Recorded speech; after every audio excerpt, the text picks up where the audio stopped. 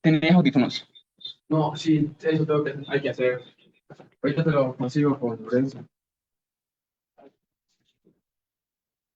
Dale, pues.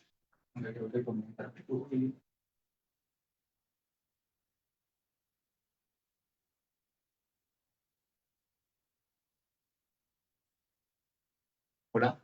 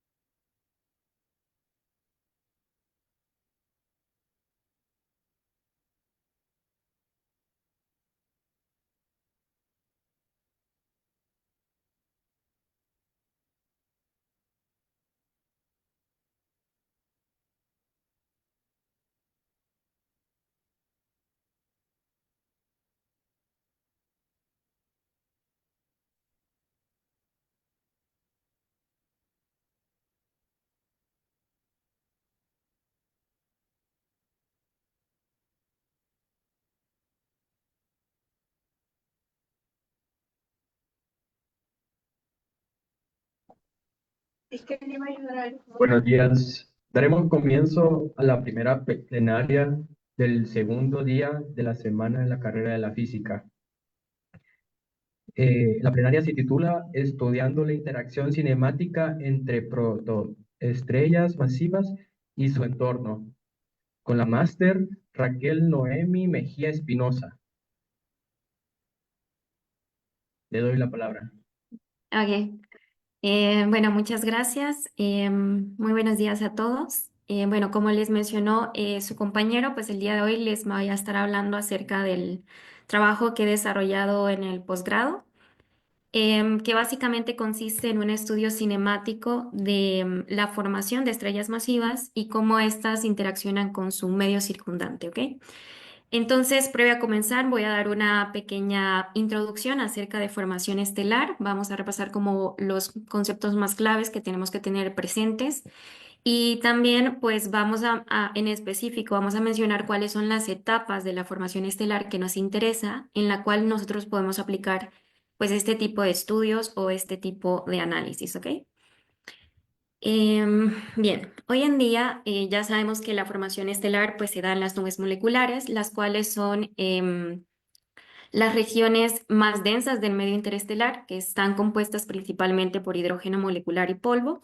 Por ejemplo, acá les coloqué dos imágenes de dos tipos de nubes moleculares. Entre ellas, por ejemplo, están las nubes moleculares gigantes, que en este caso les coloqué la región NGC 3324 en la nebulosa Carina, en donde podemos observar que es como muy evidente las regiones con las cuales son más densas u opacas, ¿no? Que sería pues esta parte de abajo.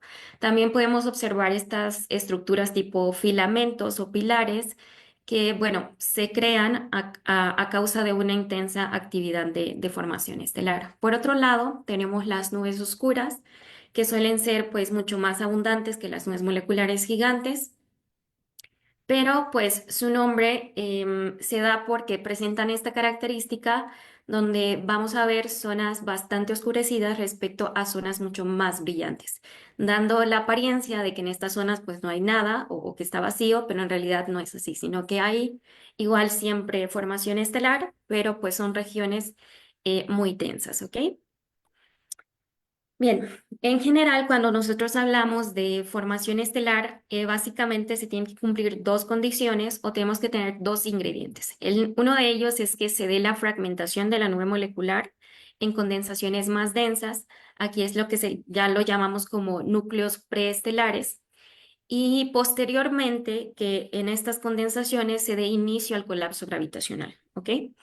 Ahora, en específico, cuando hablamos, por ejemplo, de la formación de estrellas de baja masa, es decir, estrellas que van a tener una masa menor a 8 veces la masa del Sol, el paradigma establecido por Chu y sus colaboradores en 1987, pues modela satisfactoriamente las observaciones y las clasifica como objetos estelares jóvenes en cuatro clases o en cuatro etapas, en las cuales vamos a ver que a medida evoluciona el sistema protoestelar, lo que ocurre es primero la fragmentación de la nube, posterior se da el colapso gravitacional y se empieza a formar lo que se conoce como un núcleo hidrostático, que a esto ya le vamos a llamar una protoestrella, ¿ok? Luego, pues esta protoestrella va a empezar a acretar todo el material que tenga a su alrededor, primero de forma radial y eventualmente va a ir formando lo que se conoce como un disco de acreción, lo que aparece en color naranja en estos esquemas, ¿ok? También cabe resaltar que durante las etapas más tempranas de la formación estelar, como son la clase 0 y la clase 1, pues la tasa de acreción de material suele ser lo bastante alta, provocando así un aumento en el momento angular del sistema. Entonces, para ayudar a disipar parte de este momento angular del sistema, lo que se hace, o bueno, lo que hace el sistema es eyectar material. Es lo que se representa en color azul en este esquema. Vamos a ver más adelante igual de que presentan esta característica de bipolaridad respecto del disco de acreción, ¿ok? Entonces, de momento, pues ya vamos considerando dos tipos de movimientos que van a tener el gas que forma las estrellas, es decir, movimientos de colapso gravitatorio o de infall y también estas eyecciones de materia que también se les suelen llamar como vientos primarios. Bien, ahora cuando nosotros hablamos acerca de formación estelar, pero en alta masa, la historia viene a ser un poco diferente en este contexto, dado que estas estrellas o protoestrellas pueden iniciar su fase de secuencia principal aun cuando se encuentran en su estado de acretar materia, ¿ok? ¿Qué significa esto? Es decir, que pueden iniciar estas reacciones de fusión en el centro del núcleo, la quema de hidrógeno, y producir la suficiente presión de radiación, lo suficientemente fuerte como para frenar el proceso de acreción. Entonces, pues se han propuesto diferentes modelos que logran explicar cómo se forman las estrellas de alta masa. Uno de ellos, por ejemplo, es el modelo de coalescencia, el cual propone que las estrellas masivas se forman mediante estrellas de baja masa, vía colisiones o vía fusiones. y también el modelo de acreción, el cual propone que las estrellas masivas se forman en un proceso bastante similar a las estrellas de baja masa, es decir, vamos a ver este sello distintivo disco jet, solo que en condiciones mucho más drásticas, es decir, mucho más energético, mucho más masivo, etcétera, ¿ok? Ahora bien, de momento, independientemente si hablamos de estrellas masivas o de estrellas de baja masa, vemos que el gas que va a formar o el material que va a formar estas estrellas, pues va a presentar diferentes movimientos según la etapa en la cual estén, ¿no? Mediante se van formando. Estos movimientos, como les decía, pueden ser de infall o de colapso gravitatorio, pueden ser eyecciones de materia, que vamos a ver más adelante, que pueden ser como radiojets o flujos moleculares. También vamos a ver movimientos de rotación y de turbulencia. Ahora el reto viene que observacionalmente distinguir entre estos movimientos no es algo tan sencillo que se diga. Entonces vamos a ir discutiendo al menos dos de los principales movimientos, que son los de infall y las eyecciones de materia, y posteriormente pues vamos a analizar o les voy a mostrar resultados de un caso en particular, ¿no? De cómo se hace este tipo de análisis. Bien, entonces vamos a comenzar con los movimientos de colapso gravitatorio. Para poder identificar estos movimientos, una de las técnicas más comunes que se utiliza es buscar asimetrías azules en el perfil de la línea. ¿A qué me refiero con el perfil de la línea? Recuerden que lo que nosotros estamos observando básicamente es gas molecular de estas regiones de formación estelar. Es decir, ustedes pueden estar en su radiotelescopio interferómetro y obtener datos, por ejemplo, de la molécula de monóxido de carbono, por ejemplo, para una transición rotacional. Y lo que ustedes van a tener, pues, es información tanto espacial como espectral. Y al analizar estos espectros, lo que se suele buscar es que el perfil tenga como un doble pico, ¿ok? Y que la parte que muestra el gas con corrimiento hacia el azul tenga una intensidad mucho más alta o un pico más alto que la parte con corrimiento hacia el rojo. Para poder entender por qué se producen estas asimetrías, pues tenemos que tener en cuenta dos cosas. De momento vamos a suponer de que la cinemática de este gas solo está dominada por este movimiento de inflow, ¿ok? Entonces, sabemos de que pues todo el material va a ir cayendo de manera radial hacia el centro de la protoestrella. Entonces, este material va a ser acelerado, es decir, las velocidades van a ir aumentando a medida yo me acerco al centro de la protoestrella. Y por otra parte, también la temperatura de este gas va a ir aumentando a medida pues yo me acerque al centro de la protoestrella. Entonces, ahora si nosotros nos ubicamos a lo largo de nuestra línea de visión, que vendría a ser pues en esta dirección, aquí estaríamos nosotros como observadores, pues ya sabemos que, por ejemplo, el gas que está más cerca de la protoestrella va a tener velocidades más altas y va a tener también temperaturas más altas en comparación, por ejemplo, al gas que se encuentra en estas capas externas. Entonces, es muy evidente que nosotros vamos a observar un diferencial en velocidad, que a la larga, pues, se puede traducir a un diferencial en opacidad. La opacidad en astrofísica, pues, es un parámetro bastante importante porque nos da mucha información acerca del medio que estamos estudiando. Y creo que una de las formas más fáciles de entender es, por ejemplo, de que ustedes imaginen que están en su oficina y imaginen que la pared que tienen enfrente a ustedes es de cristal, o sea, es de vidrio. Entonces imagínense que el vidrio está muy nítido, muy limpio y ustedes pueden ver lo que pasa atrás de la pared. Por ejemplo, puede pasar su mejor amigo y lo saludó. Entonces ustedes saben lo que acaba de pasar porque ustedes pueden ver muy claro a través de esta pared. Entonces decimos que el medio es ópticamente delgado o que la opacidad es muy baja, ¿ok? Porque ustedes pueden obtener información de lo que está pasando atrás de la pared. Pero ¿qué pasa? Que ahora si el vidrio está muy sucio o está empañado, probablemente ustedes van a ver que una sombra de una persona que acaba de pasar por ahí, pero no van a saber distinguir, por ejemplo, si es su mejor amigo, otra persona, o si lo saludó o hizo otra cosa, ¿ok? Entonces aquí es donde ya decimos que el medio es ópticamente grueso o que la opacidad es muy alta, ¿ok? Es como una forma muy fácil de entenderlo y pasa exactamente lo mismo acá, ¿ok? Si el gas que está emitiendo fotones, los fotones que nosotros detectamos en el radiotelescopio, se mueven a una velocidad cercana a la velocidad sistémica de la nube, pues estos fotones van a tender a ser absorbidos durante su recorrido, ¿ok? Pero si va a velocidades mucho más altas, por ejemplo, el gas que se encuentra cercano a estas regiones, pues el medio se va a volver ópticamente delgado debido a este cambio en frecuencia, ¿no? A este efecto Doppler. Y nosotros pues vamos a poder detectar estos fotones. Entonces, por eso es que la parte con corrimiento hacia el azul pues suele emitir desde las capas más internas. En cambio, el gas con corrimiento hacia el rojo emite pues de las capas mucho más externas y por eso pues es que se produce este doble pico en, en el perfil de la línea, ¿ok?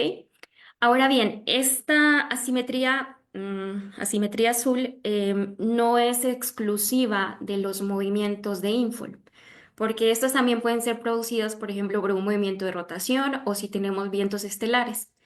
Entonces, este método en realidad pues no nos brinda o no nos garantiza detectar o identificar este movimiento de manera independiente, ¿ok? Sino que necesitamos mucha más información y es aquí pues donde entra pues otra técnica que se llama Central Blue Spot o la mancha azul central o el punto azul central, ¿ok?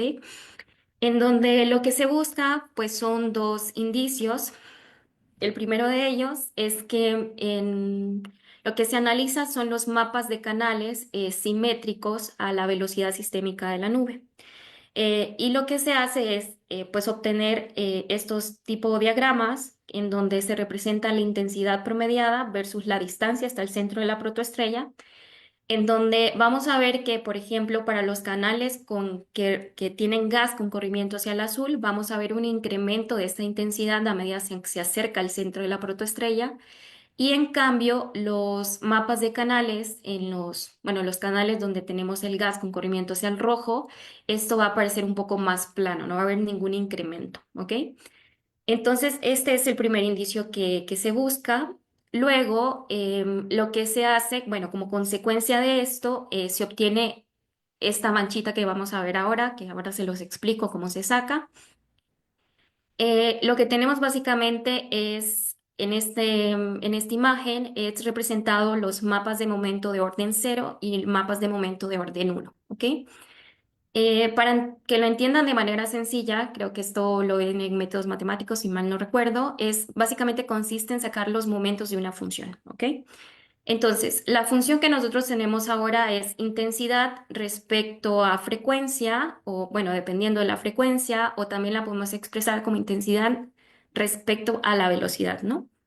Entonces, pues sacar el momento de orden cero básicamente consiste en integrar esa intensidad en un ancho de banda, ¿no? Ya sea en frecuencia o ya sea en velocidad. Y es lo que se representa en contornos color blanco, ¿ok? Ahora, en escala de colores, lo que se representa es el mapa de momento de orden uno que nos ayuda pues a caracterizar el campo de velocidades de este gas. Es decir, nos dice pues a qué velocidad está, por ejemplo, el gas que está aquí, el gas que está aquí, etcétera, ¿no? Entonces a eso me refiero cuando yo ya les diga mapas de momento de orden uno y mapas de momento de orden cero. Entonces, la característica que se encontró aquí es que siempre en la parte central se va a observar que el gas con corrimiento hacia el azul se va a observar en la parte central como una mancha o como un punto y que eso va a coincidir con el pico de emisión del mapa de momento de orden cero. ¿Ok? Entonces, esos son los dos indicios que se utilizan en esta técnica. ¿Ok? Por ejemplo, acá yo coloqué otros ejemplos en donde se aplica esta misma técnica no solo para protoestrellas masivas, sino, por ejemplo, para estrellas de masa intermedia y de baja masa, en donde igual podemos observar pues esa característica de este punto azul cuando se sacan los mapas de momentos. ¿Ok? Muy bien, ahora vamos a hablar un poco acerca del segundo movimiento, que es decir, la eyección de materia, ¿ok? Recuerden, ahora, bueno, acabamos de hablar de los movimientos de colapso gravitatorio, ahora vamos a tratar el número 2. Por ejemplo, en esta simulación que les pongo acá, lo que está pasando es que, bueno, el gas está siendo acretado hacia el centro y vamos a ver que eventualmente se da una eyección de materia en direcciones opuestas respecto del disco de acreción, ¿ok? Entonces, en general, estas eyecciones de materia presentan esta bipolaridad. También les podría decir que pueden llegar a ser desde jets o chorros muy colimados. Cuando hablo de colimación me refiero a esta relación entre el largo y el ancho de este jet, ¿ok? Entonces pueden ser radiojets muy colimados o incluso podrían ser vientos estelares con ángulos de apertura bastante amplios. Entonces, una cuestión que sigue pues siendo estudiada ampliamente es los mecanismos por los cuales estas eyecciones se producen o bueno, que explican de dónde se producen estas eyecciones. Dado de que pues hay fuerte evidencia de que el proceso de acreción y de eyección están conectados pues o relacionados mediante las líneas de campo magnético, ¿ok? Entonces, en este caso, pues se han propuesto dos modelos que logran explicar de dónde surgen estas eyecciones de materia. Uno de ellos es el modelo del viento X, el cual pues predice o modela que estas eyecciones surgen de donde la magnetosfera de la protoestrella interseca el disco de acreción, donde le llaman un punto X, es decir, pasa muy cercano a la protoestrella y en general pues tiende a generar jets muy colimados. Ahora bien, en el otro modelo, que es el de disco viento, aquí se propone que estas eyecciones surgen a partir del disco de acreción, bueno, de la superficie del disco de acreción, la cual se encuentra magnetizada, entonces se pueden producir pues estas eyecciones y esto puede ocurrir muy cercano a la protoestrella o inclusive a algunas unidades astronómicas. Entonces, ahora bien, una vez que se producen estas eyecciones de materia, recuerden que nosotros aún tenemos mucho material alrededor, ¿ok? Mucho material circundante. Entonces, una vez que se producen estas eyecciones de materia, lo que suele pasar es que el gas que se encuentra o el material que se encuentra alrededor suele ser acelerado por estas eyecciones y se produce lo que se conoce como un flujo molecular, que es lo que vamos a tratar a continuación, ¿ok? Oh, perdón. Ok.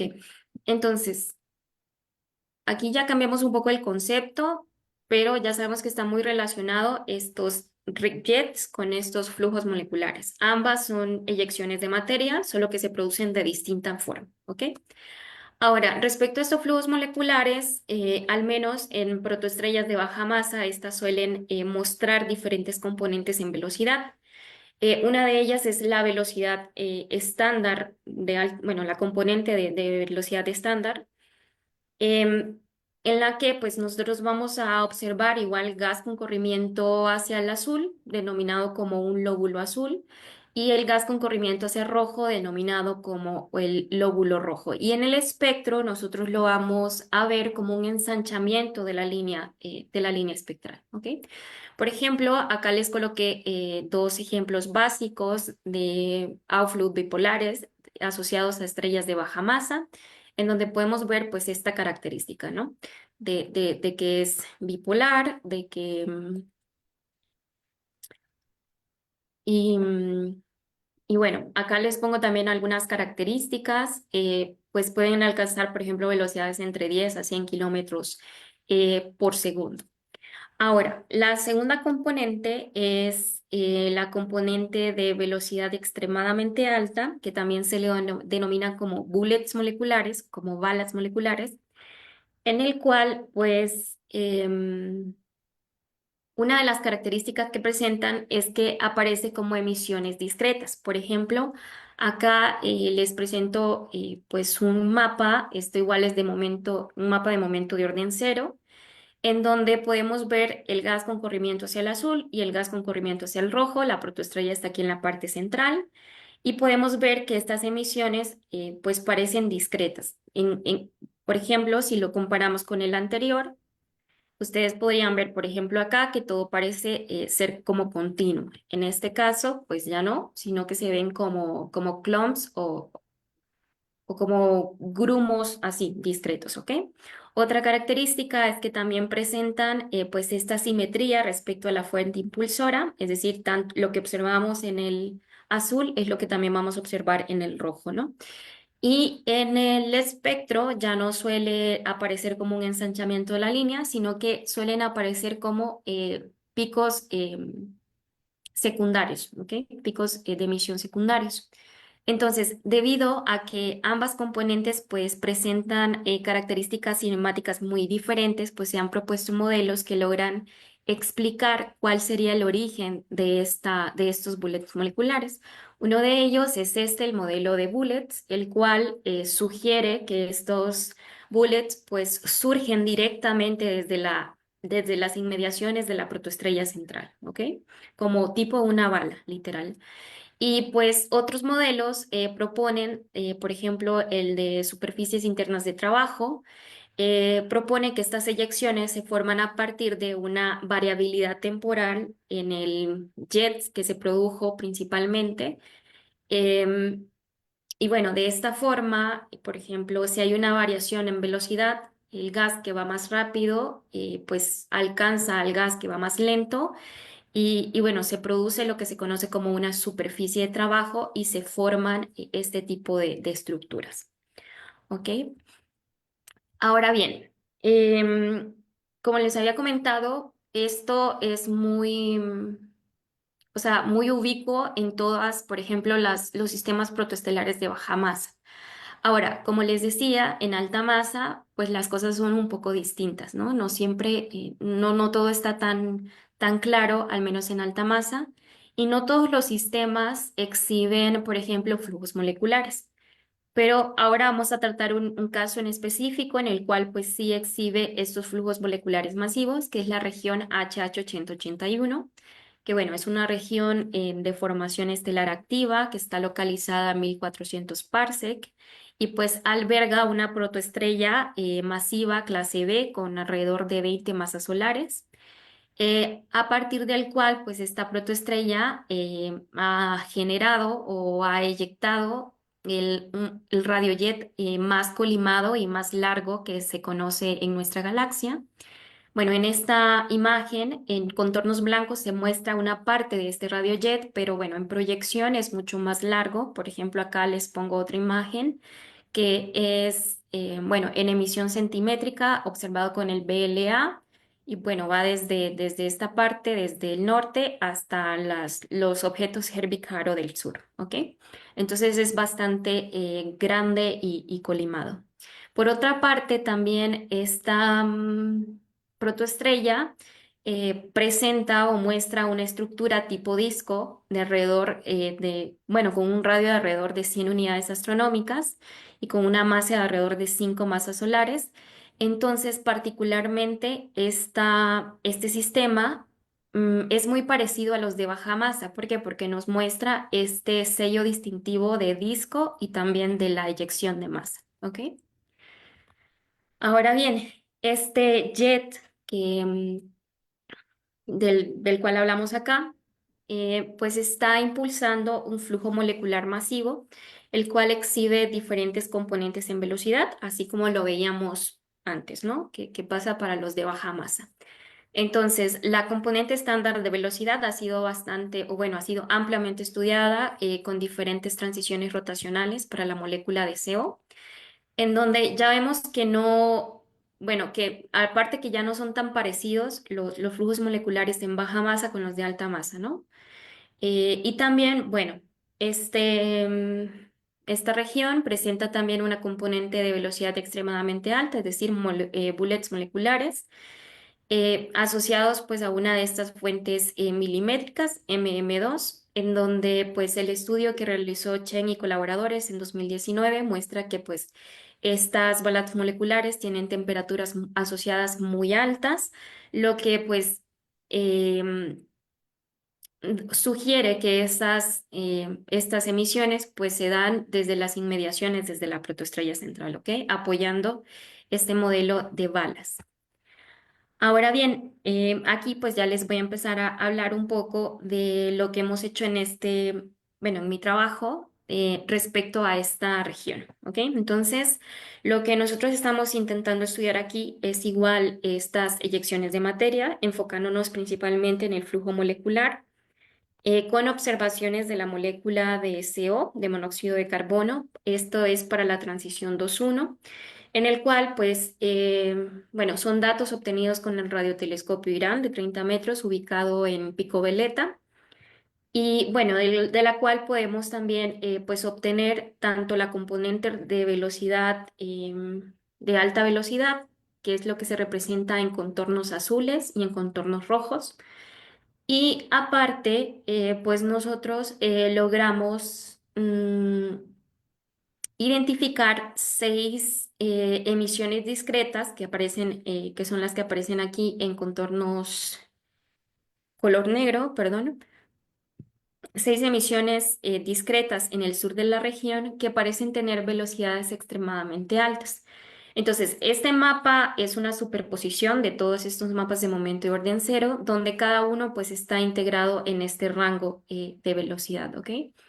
Entonces, ya sabemos que como ambas componentes muestran diferentes características cinemáticas, eso nos sugiere que su origen o que su naturaleza ha de ser distinta, ¿ok?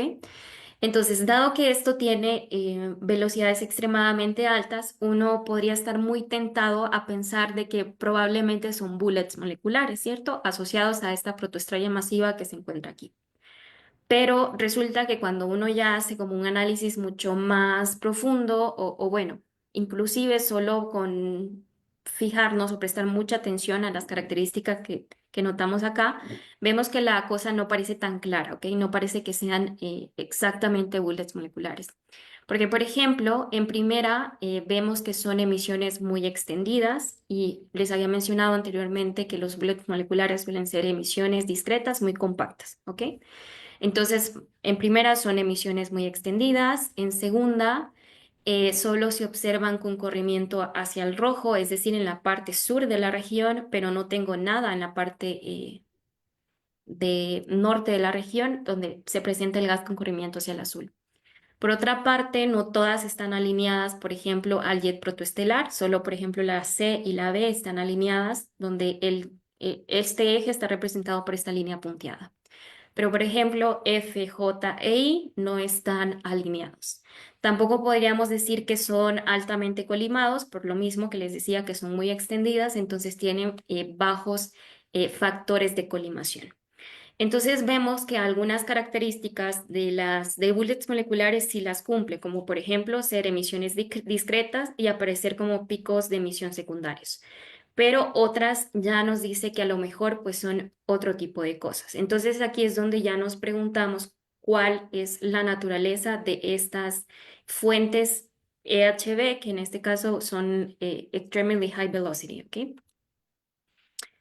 Bien, entonces para poder responder esta pregunta, lo que hicimos fue dividir el estudio en dos partes, en las condiciones de excitación y otro estudio sobre la cinemática, en donde aquí yo solo les voy a mencionar los resultados principales, porque solo son dos, pero bueno, si igual tienen mucho más preguntas de cómo se hace este tipo de análisis, pues lo podemos resolver al final, ¿no? de la charla. En este caso, pues les voy a hablar acerca de los resultados obtenidos para las condiciones de excitación, en el cual pues lo que se utiliza es la información de dos transiciones rotacionales, en este caso, bueno, aquí yo solo puse el caso para la fuente B, en donde la detectamos tanto con la transición 3.2 y la transición 2.1. Entonces, teniendo las intensidades de ambas transiciones, nosotros podemos calcular perfectamente la temperatura de excitación y de esa manera, pues nosotros a partir de esa temperatura de excitación ya podemos calcular pues las demás parámetros físicos como masa, momento, etcétera, ¿no? Entonces, los resultados que nosotros obtenemos utilizando esto es que la temperatura que nos da es alrededor de 15 Kelvin. Esto es muy bajito, a pesar de que es una eyección de materia que va a una velocidad bastante rápida o bastante alta. lo que sugiere que estas probablemente son eyecciones que se dieron hace bastante tiempo y que pues se encuentran en un medio donde la densidad es muy baja y les ha dado la oportunidad de enfriarse y expandirse, ¿ok? Entonces esta podría ser una explicación de las características que nosotros observamos. Ahora, por otro lado, lo que hicimos fue también utilizar, perdón, no lo mencioné, pero esto es utilizando o suponiendo que tenemos equilibrio termodinámico local, ¿ok? Ahora, en este caso, lo que hicimos es no suponer LTE y utilizar RADEX, que es un código de transferencia radiativa, en el cual utiliza estos parámetros como entrada y nos da estos parámetros de salida. ¿Ok? Entonces, lo que nosotros hacemos es reproducir lo que nosotros vemos en estos espectros con este código. ¿Ok? Entonces, le introducimos diferentes inputs para poder reproducir lo que nosotros observamos en nuestros espectros. Entonces, aquí lo que hicimos fue asumir un factor de llenado, se le dice, porque vamos a asumir de que el tamaño es mucho menor del que estamos observando. Y pues al final resulta que obtenemos temperaturas de excitación bastante altas, alrededor de 90 Kelvin.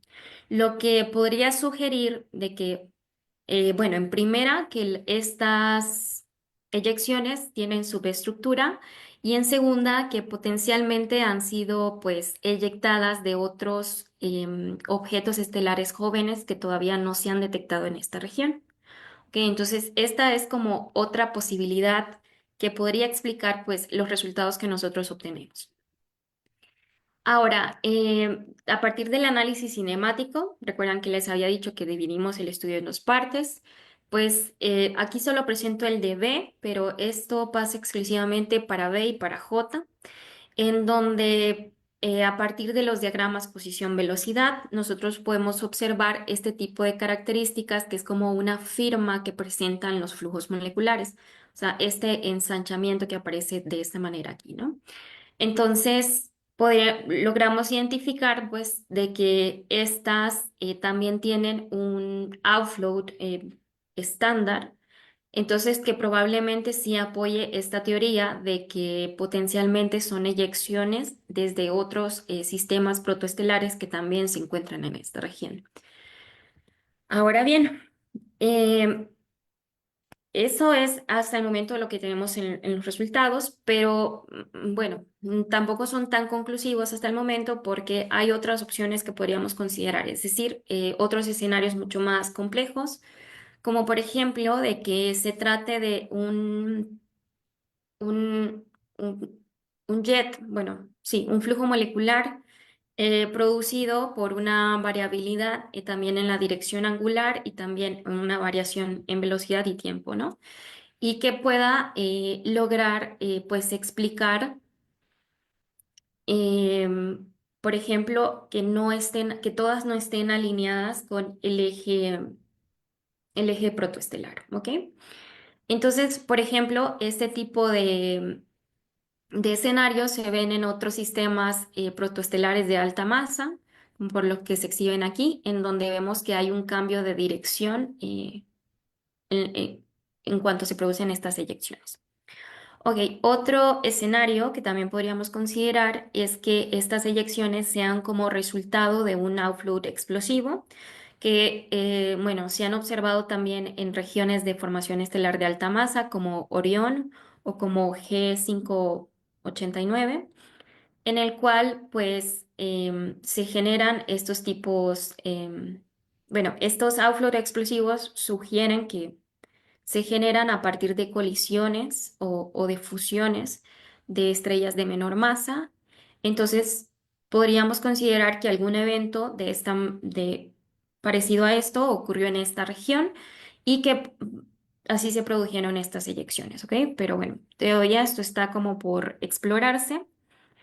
Y otra cosa que tenemos de momento es, bueno, nuevos datos obtenidos en abril de este año, que es de una nueva transición, de la transición 1.0, en el cual también se detectaron pues estas otras 4 fuentes y aparte pues también tenemos la detección de otras moléculas como el SiO, SO2 y también algunos isotopólogos del CO.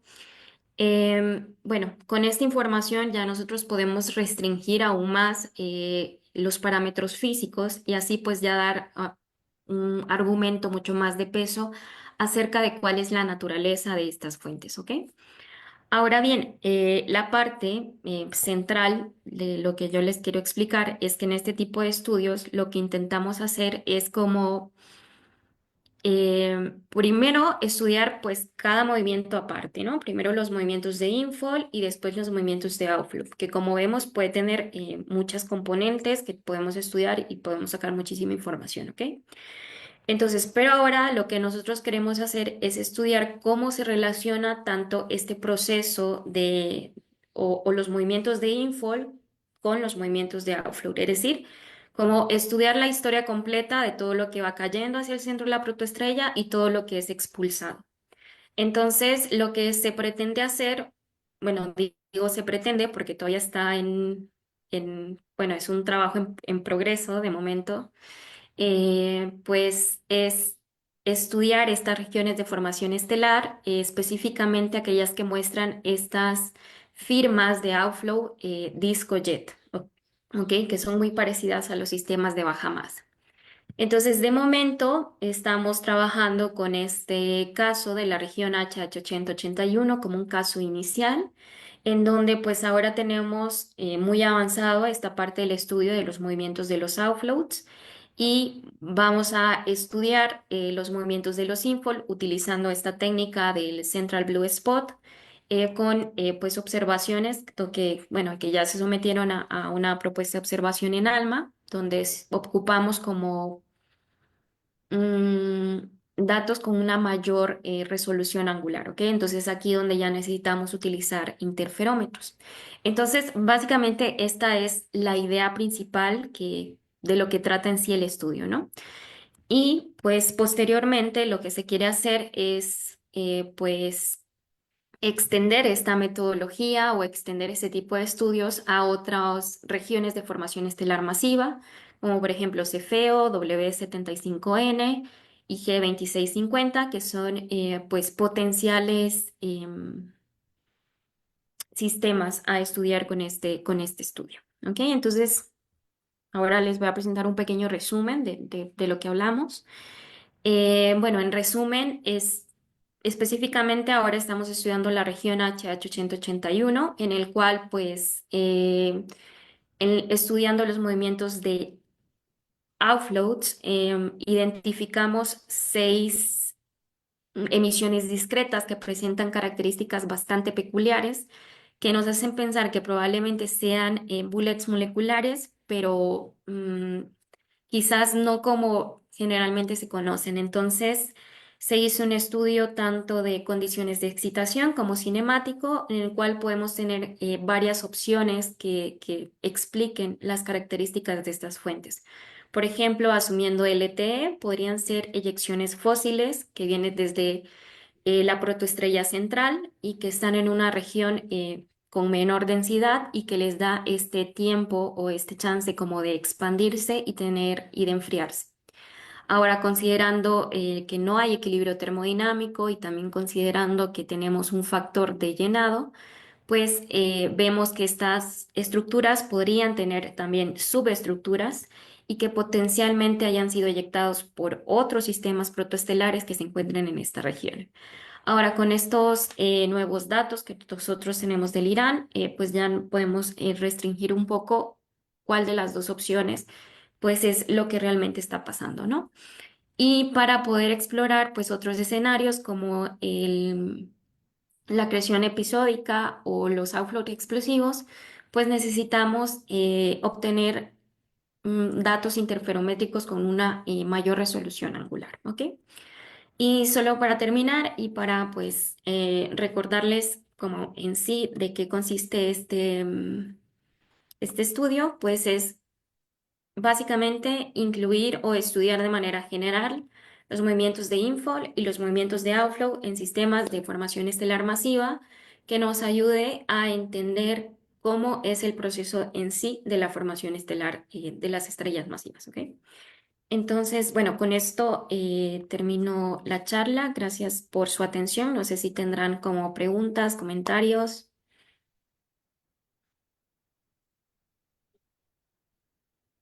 Sí, tenemos por ahorita dos preguntas. Muy bien.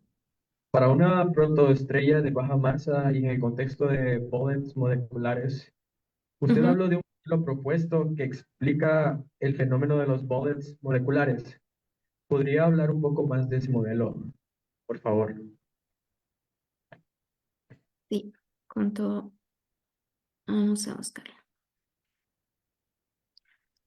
Sí, ok. Aquí hay dos modelos bueno, que logran explicar la formación de estas eyecciones. Perdón, me quedé en blanco un ratito.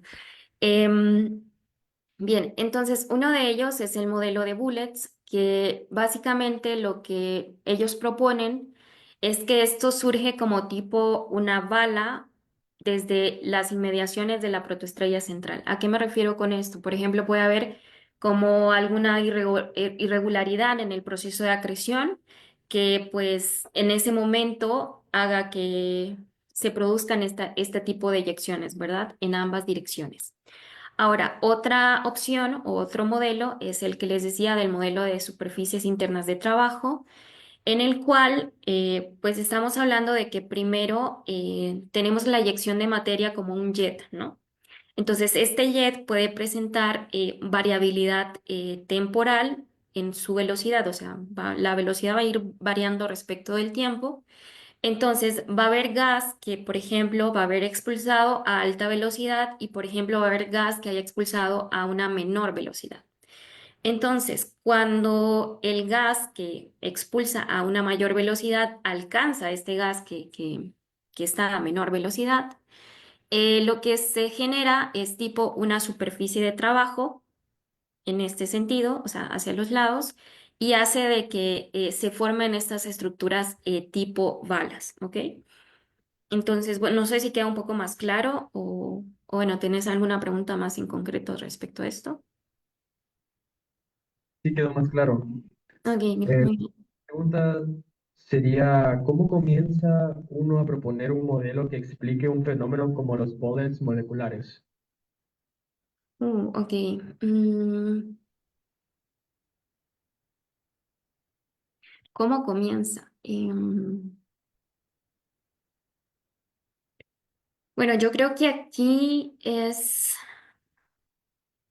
oye, recuerda que bueno, los modelos lo que hacemos es como intentar pues explicar las características que nosotros observamos, ¿ok? O las características que nosotros obtenemos. Entonces creo que una buena forma de empezar a proponer modelos es esto, como hacer tu lista de todo lo que observas o de todas las características, ya sea como parámetros físicos, por ejemplo, qué masas tienen, qué tamaños tienen, etcétera, para poder luego pues pensar qué mecanismo te podría generar algo como lo que vos estás observando, ¿ok? Entonces creo que esa sería como la forma de empezar a revisar qué modelo te sirve más, es decir, hacer la lista de las características que vos estás observando.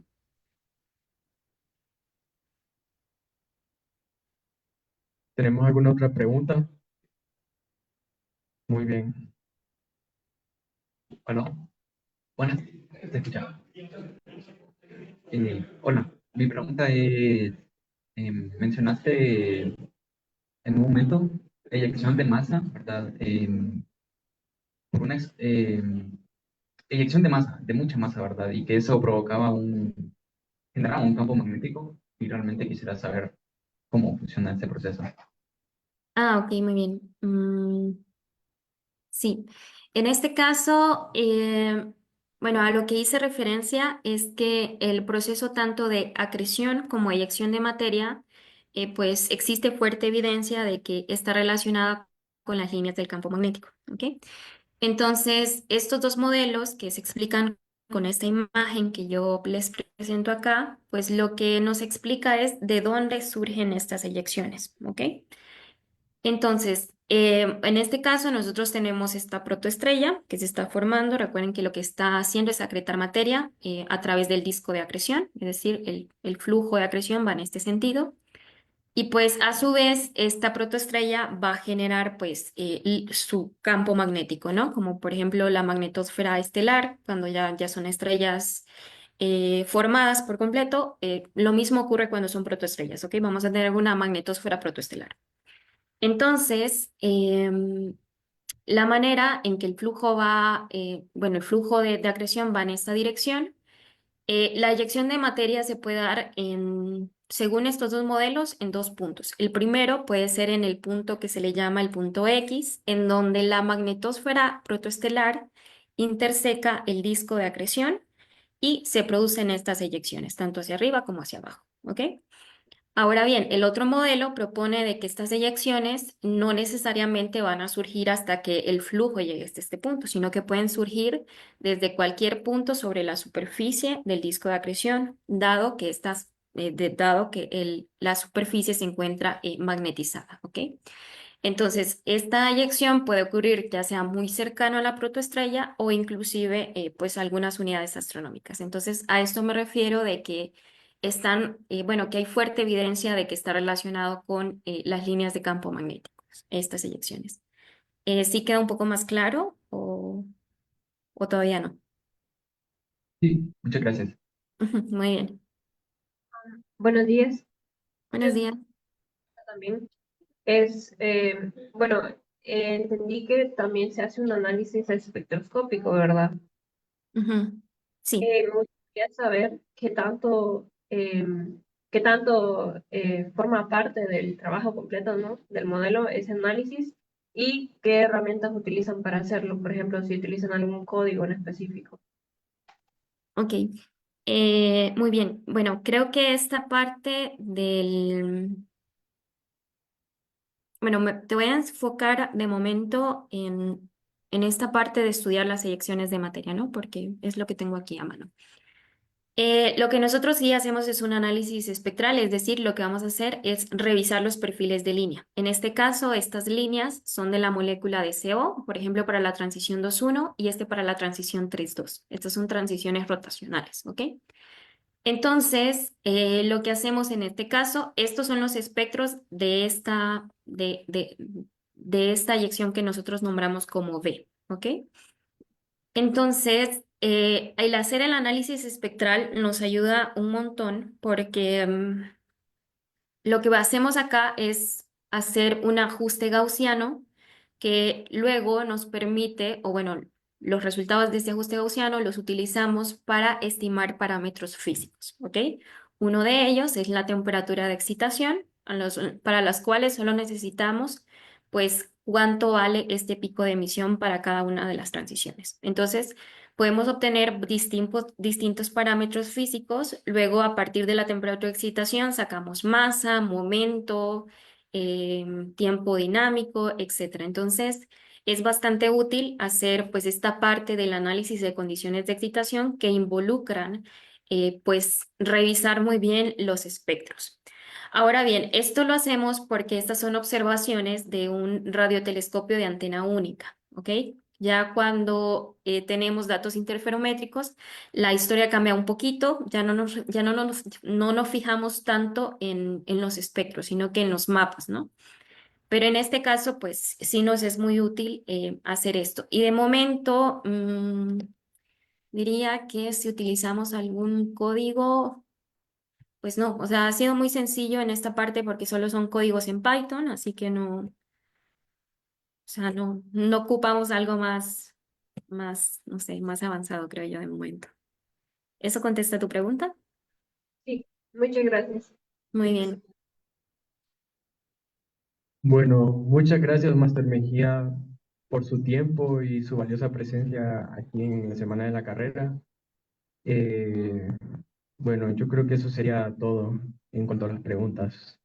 Ok, bueno, muy bien, muchas gracias. Hasta luego.